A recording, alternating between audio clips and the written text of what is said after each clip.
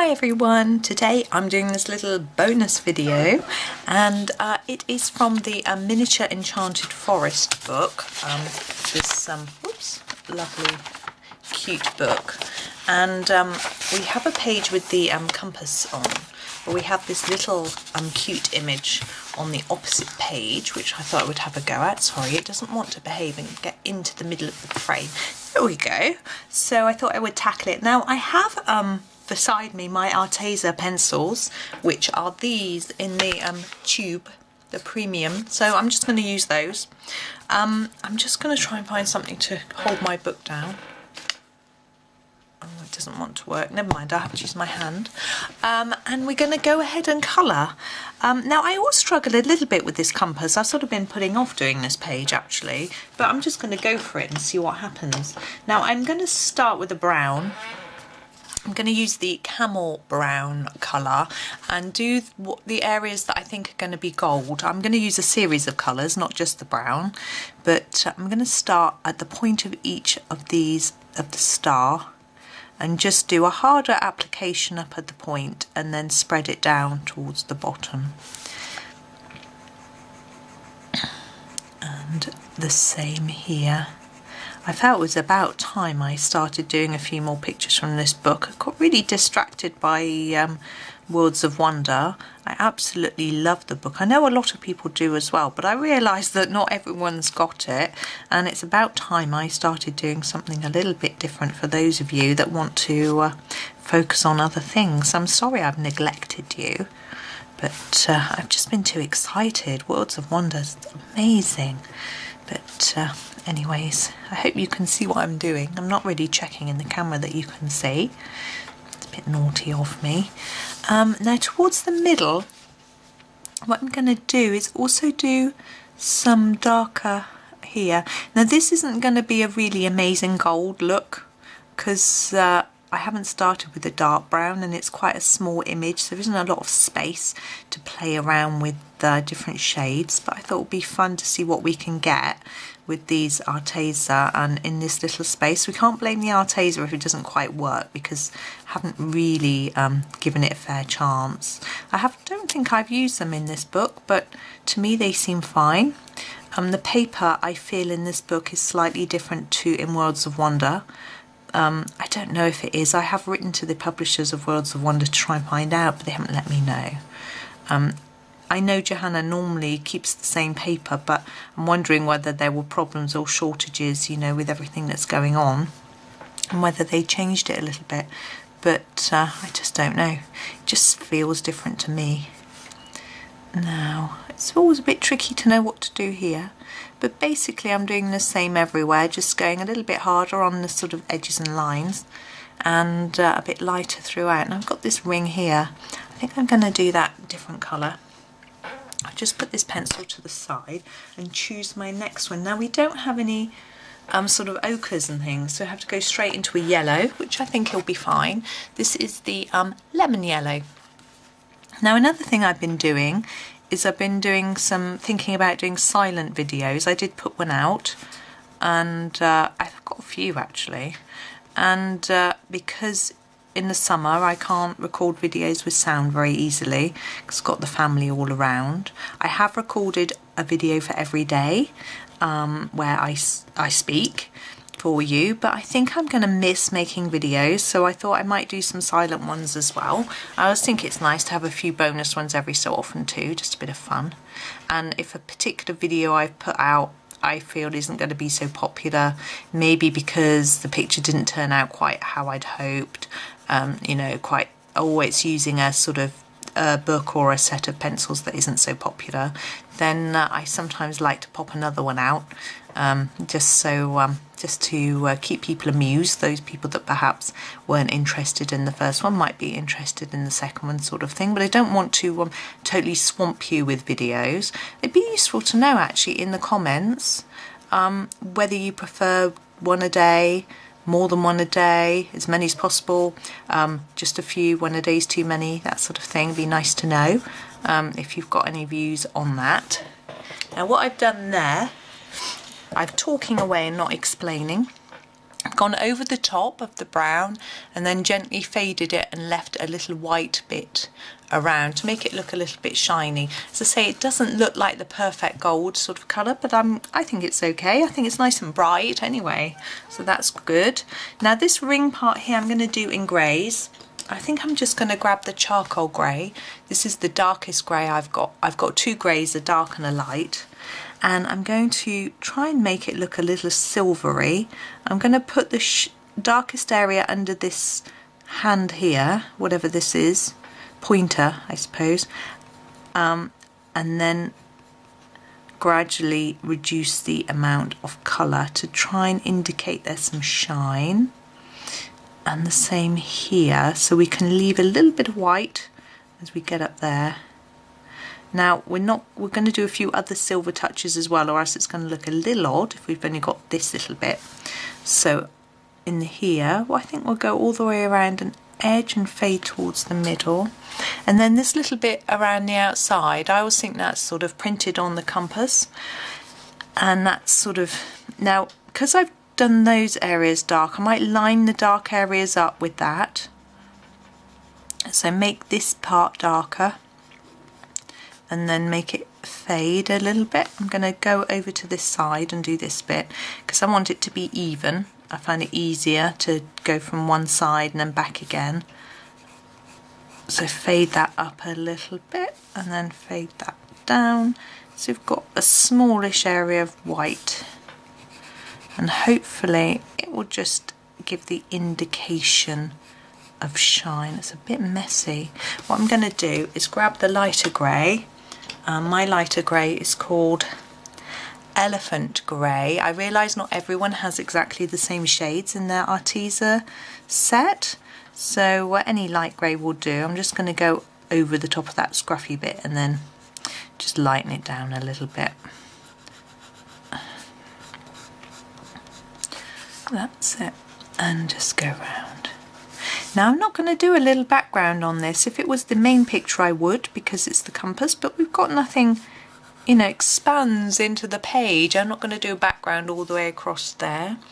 So anyways, I'm going to do the wooden bit, the branch next. So I'm having a look at my colours. I want a darker brown.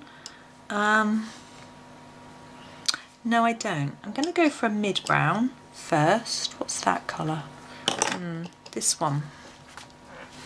This is the burnt ochre, and it's a sort of mid-browny colour.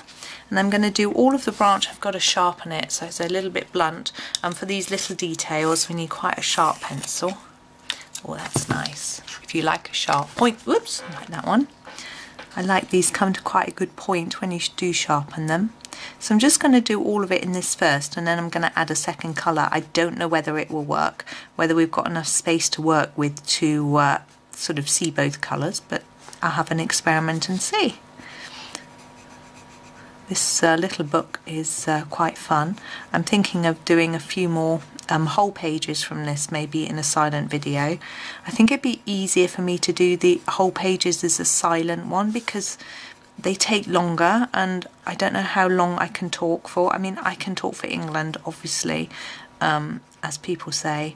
My best friend, I can talk for England, but I do get a little tired, and so if I do a really big page, I might get a bit, you know, waffly and tired, and also I can leave it and come back to it, which might be useful. I'm going to go next for the Coco Brown. I think this is a much darker brown, as you can see, and it's quite sharp. So what I'm going to try to do is just apply this to the edge, and I'm hoping if I can do this on the outside and the inside edge, that it will look interesting, and we'll still have a little bit of the other colour. Sorry, just adjusting my chair so I can get my head in there and really see these little details. I have to get really close. I'm surprised. I'm always relieved that you can't actually see my head in the camera. I can't. Yeah, I don't. It doesn't quite get in shot, but I do get really close. You just see my wild curly mad hair. if I did that. And believe me, it's not as entertaining as watching a pencil colour page. Okay, it's going all the way around. I find it really relaxing doing something like this. It's quite monotonous to have to think about colour choices and things like that. And hopefully it will work and it will make it look a little bit more three-dimensional. Oh, I'm not doing well there, am I? Three-dimensional. I think the slower you go with this sort of thing, the better. And if you don't talk, it helps your concentration, but you know, I'm always talking. There we go. You see, there's no one here at the moment at home, so I've got no one to talk to, so I have to talk to you. Right, the star I'm going to do next. And I'm going to use the colours we used for the inside of the compass, so the Camel Brown, and I'm going to use this on the points. You won't see very much of this, it's so small, but believe me, I'm just popping it into the point of each star, of each part of the star, and then the lemon yellow to fill it all in. Now we need some greens. Now these leaves are so small that I think rather than trying to colour each leaf several colours, I'm going to colour each leaf one colour but choose a selection of colours. So I'm going to have a look at my greens. I've got a nice selection here. I think I'm going to start with the apple green. Needs to sharpen. Sorry you can't see the whole page in shot properly. There we go. The page really opens up. So I'm going to do this shape of leaf in the apple green, and I'm just going to do all of them in the same green. And you see the other shape is more like an oak leaf, and the ones in the middle are different, so we'll just do different colour for each. You know, with this small book, you have to think carefully about your shading and how you fill it all in. If you like doing non-shading, then it's really ideal because there just isn't the space for it. And if you like your fine liners, then it's probably good because there's a lot of small details which fine liners are good for. I'm not very confident in using fine liners, so it's not something that I've been playing with. I did use quite a few in Lost Ocean, to be honest. Yeah, let's go for a dark green. Sorry, my pencil sharpener's out across the camera. Let me... Oh, it's broken. Oh, it's because my pencil sharpener's too full. It's the lead stuff. Sorry, I need to check and make sure the lead's not still stuck in the sharpener, because that's never good.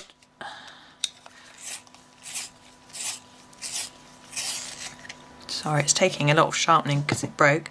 So this is the forest green, and I'm actually going to use this for the centre. I've just realised I've missed a bit out of this bit needs the dark brown on. You may have noticed. You may not because it's quite small. So I'm doing all these the same. I think the dark colour works quite well with the wood. But obviously you can choose any shade of green you wish. Now if you don't like the gold effect that I got, or you're not confident in trying to make your own gold, you can always use a gold gel pen or paint pen. There's quite a few around, or even I had considered doing that for this one. I was thinking about doing it, but I decided I'd have a go with pencil. Another option is a glitter pen. That would be really really shiny and nice. Okay, I'm going to grab my Coco Brown and just go back on that small area here that I missed, which again, as I say, I'm not sure that you can see. Probably depends on the size of the screen you're watching this on. And now we need another colour for the outside, and I'm going to grab this one. This is the Jungle Green. It's a favourite green of mine. So, and it's a little bit darker. It's sort of in between the two shades, so I thought that would be good.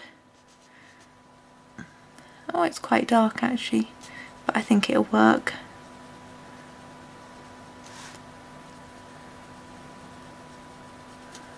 There we go. It's quite sunny today, which I went out, I got quite warm. I was in a little jacket, little anoraki thing.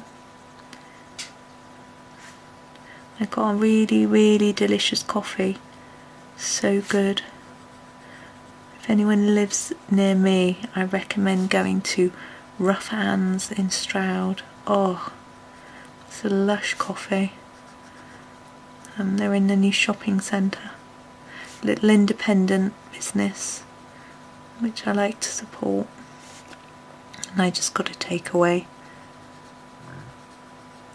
But I will be going back, no doubt.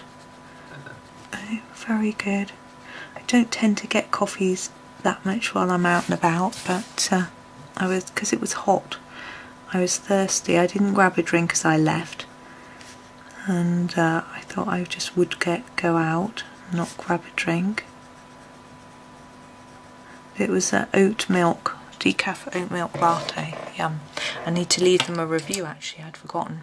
Anyway, that's me done for that. I'm wittering on about coffee. Go and have a coffee or something if you want. Oh, I really am mad. Anyway, I hope you enjoyed that and that you might have a go at it. Thank you very much for watching, and happy colouring.